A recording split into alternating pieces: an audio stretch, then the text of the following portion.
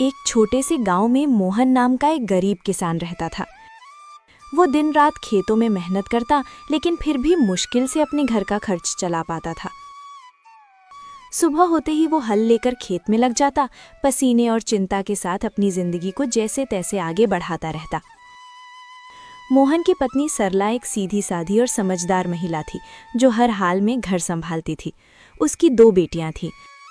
बड़ी बेटी गीता, जो समझदार और अच्छे स्वभाव की थी, और छोटी बेटी नीलम, जो चंचल और चालाक थी, लेकिन अपनी बड़ी बहन से बहुत ईर्ष्या करती थी। दोपहर का समय था। रसोई में सरला चूल्हे के पास बैठी खाना बना रही थी। गीता उसके पास आकर चुपचाप सब्जी काटने लगी। गीता बेटा, तुम हर काम इतनी लगन से करती हो, सच में तुमसे घर संभल जाता है। माँ, ये तो मेरा फर्ज है, आप इतनी मेहनत करती हैं तो मैं कैसे पीछे रह सकती हूँ। तुम्हारी यही बात मुझे सबसे अच्छी लगती है, शांत स्वभाव और समझदारी। इतना कहते कहते अचानक सरला को ध्यान आता है, अरे नीलम कहाँ है? सुबह से दिखी ही नहीं।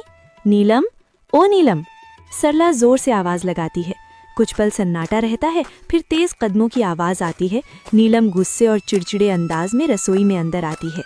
क्या है माँ, इतनी जोर जोर से क्यों बुला रही हैं? मैं कोई खाली नहीं बैठी थी। बात करने का ये तरीका है? मैं बस पूछ रही थी कि तुम कहाँ थीं।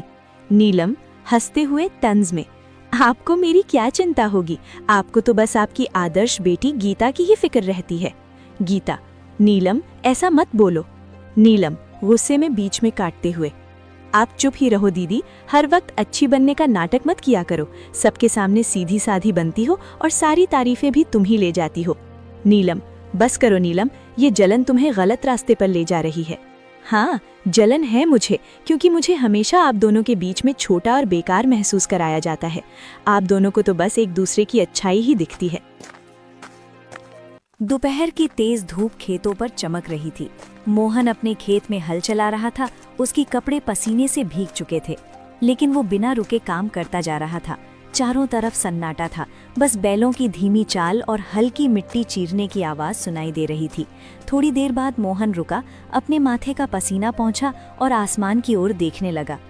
हे भगवान, इस बार तो दया कर देना। हर साल की तरह इस बार भी अगर फसल खराब हो गई ना, तो घर चलाना मुश्किल हो जाएगा। बच्चों की जिम्मेदारी है, घर का खर्च है, कब तक यूं ही जैसे तैसे चलता रहेगा। वो गहरी सांस लेकर फिर आसमान की ओर देखता है। बस भगवान, इस बार कोई मुसीबत मत आने देना। बारिश समय पर हो जाए, फसल अच्छी हो जाए, ताकि मेरे बच्चों को थोड़ा अच्छा जीवन दे सकूं। इतना कहकर वो फिर से काम करने लगता है। तभी दूर से कोई आवाज लगाता है, अरे मोहन! मोहन मुड़कर देखता है। उसका दोस्त रामलाल उसकी तरफ आ रहा होता है। क्या बात है भाई, आज तो बड़े सोच में डूबे हुए लग रहे हो। क्या बताऊं रामलाल, किसान की जिंदगी ही ऐसी है। मेहनत तो पूरी करते हैं, लेकिन सब कुछ ऊपर वाले के हाथ में होता है। बिल्कुल सही कहा तुमने। इस बार तो मौसम भी कुछ ठीक नहीं लग रहा, कभी ज्यादा धूप, कभी अचानक बादल। हाँ, बस यही डर लगा रहता है।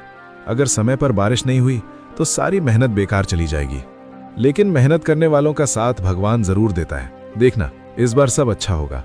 थोड़ा माहौल हल्का होता है, फिर रामलाल मुस्कुराते हुए पूछता है, अच्छा छोड़ो ये सब, बताओ घर पे सब कैसे हैं? भाभी जी और तुम्हारी दोनों बेटियां कैसी हैं? सब ठीक हैं। सरला तो हमेशा की तरह घर संभाल रही है, और मेरी बड़ी बेटी गीता, वो तो बहुत समझदार हो गई है। घर के हर काम में हाथ बटाती है, कभी शिकायत नहीं करती। अरे वाह, ये तो बहुत अच्छी बात है। आजकल ऐसी लड़कियां कहाँ मिलती हैं। हाँ, लेकिन छोटी वाली नीलम, उसका स्वभाव थोड़ा अलग है, चंचल है और कभी कभी गुस्सा भी जल्दी आ जाता है। समझाने की कोशिश करता हूं, लेकिन उम्र भी तो ऐसी है। कोई बात नहीं मोहन, धीरे धीरे सब समझ आ जाता है। बच्चे हैं, समय के साथ सीख जाते हैं। बस यही उम्मीद है कि दोनों बेटियां सही रास्ते पर चलें और खुश रहें। बाकी भगवान की मर्जी। दोनों कुछ पल के लिए खेत की तरफ देखते हैं, फसल, मिट्टी और अपने संघर्ष भरे जीवन को। चलो भाई, हिम्मत मत हारना, सब ठीक होगा। हाँ, उम्मीद तो उसी से है।